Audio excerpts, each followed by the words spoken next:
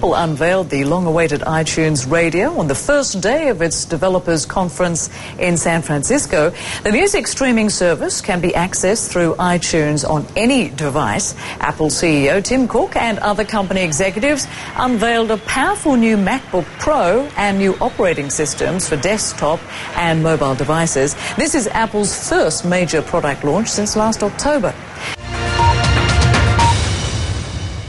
The first to be overseen by its design chief, Johnny Ive.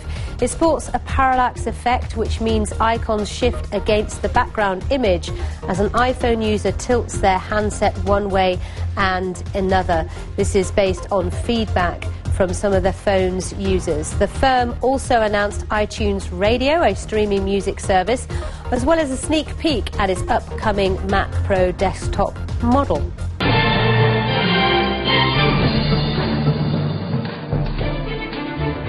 Your iPhone and iPad are about to look a lot different. And I'm not talking about the hardware. No, Apple didn't announce brand new iPads or iPhones here at their WWDC conference. But what they did announce was the new iOS 7 software. And it is going to be the biggest change to the iPhone since the iPhone. Well, Tim Cook said it himself. iOS 7 is the biggest change to iOS since the introduction of iPhone.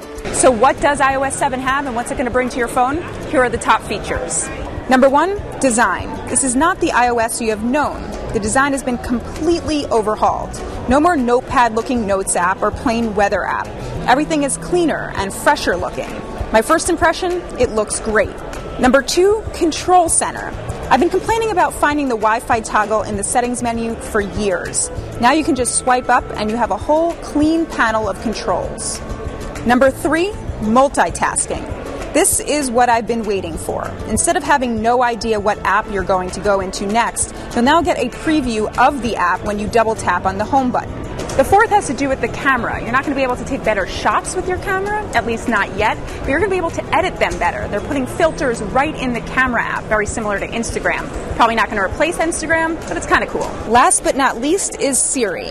She's going to be getting a whole new voice and a new brain. She can now send tweets, and she can show you actual search results. I told you it was a lot of features, but they're not coming just yet. iOS 7 is coming later this fall, but at least that should give you a lot of time to, well, prepare for a brand new iPhone.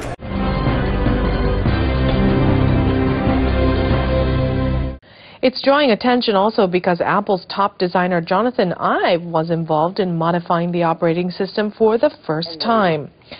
CEO Tim Cook said the latest upgrade marks the biggest change to iOS since the introduction of the iPhone in 2007.